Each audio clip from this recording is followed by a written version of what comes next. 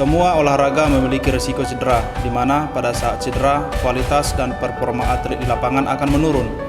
Ada dua jenis cedera dalam berolahraga, cedera langsung atau traumatic injury maupun tidak langsung atau overuse injury.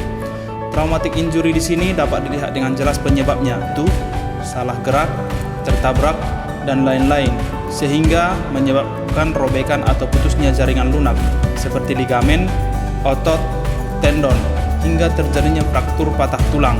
Pada kondisi yang seperti ini, diperlukan penanganan medis profesional seperti dokter atau fisioterapis.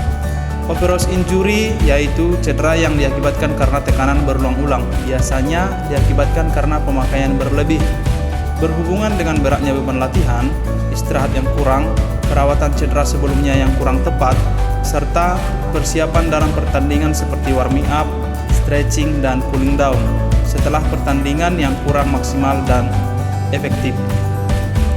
Pembuluh darah di tempat yang mengalami cedera akan melebar atau vasodilatasi dengan maksud untuk mengirim lebih banyak nutrisi dan oksigen supaya mempercepat penyembuhan. Pada saat cedera, tubuh meresponnya dengan tanda-tanda peradangan dari dalam tubuh seperti yang pertama itu rubor atau kemerahan. Pelebaran pembuluh darah inilah yang mengakibatkan lokasi cedera terlihat lebih merah. Tanda kemerahan di daerah peradangan akibat pendarahan yang bertambah. Yang kedua, tumor atau bengkak. Cairan darah yang banyak dikirim ke lokasi cedera akan merembes keluar dari kapiler menuju ruang antar sel dan menyebabkan bengkak.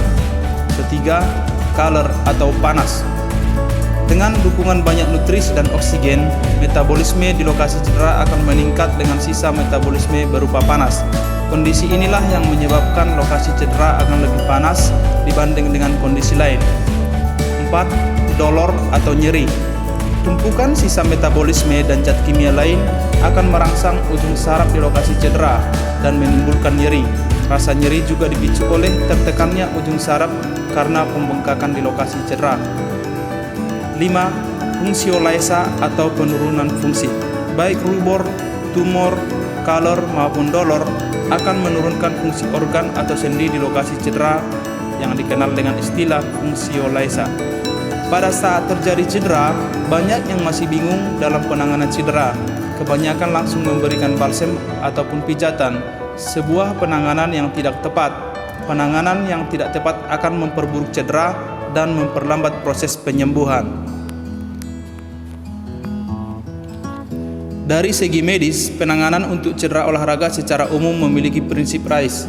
Mengacu pada tanda-tanda radang inilah, maka pada cedera akut, penanganan yang disarankan adalah rest, ice, compression, and elevation. Rest. Istirahatkan bagian tubuh yang mengalami cedera agar cedera tidak semakin parah.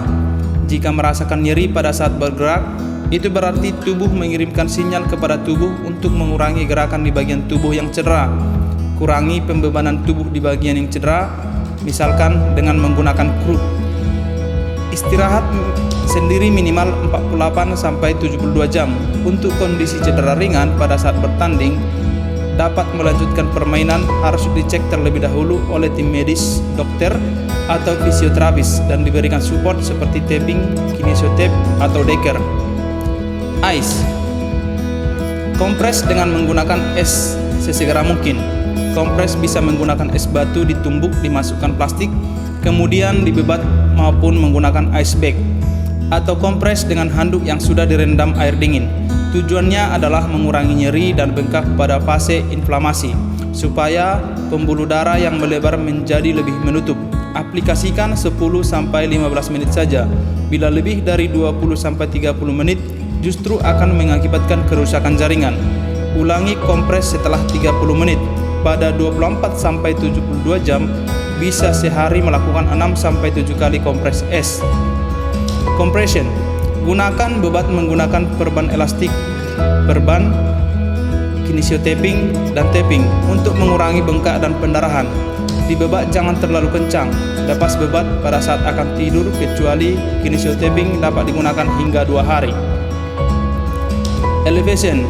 Angkat bagian yang cedera lebih tinggi dari jantung. Misalnya ketika terkena sprain ankle, maka ganjal engkel pada saat duduk atau tidur dengan menggunakan bantal supaya mengurangi pembengkakan. Referral, segera rujuk ke dokter atau fisioterapis apabila mencurigai cedera termasuk parah dan mengganggu aktivitas. Cedera akan mendapatkan pemeriksaan dan diagnosa, treatment dan program fisioterapi.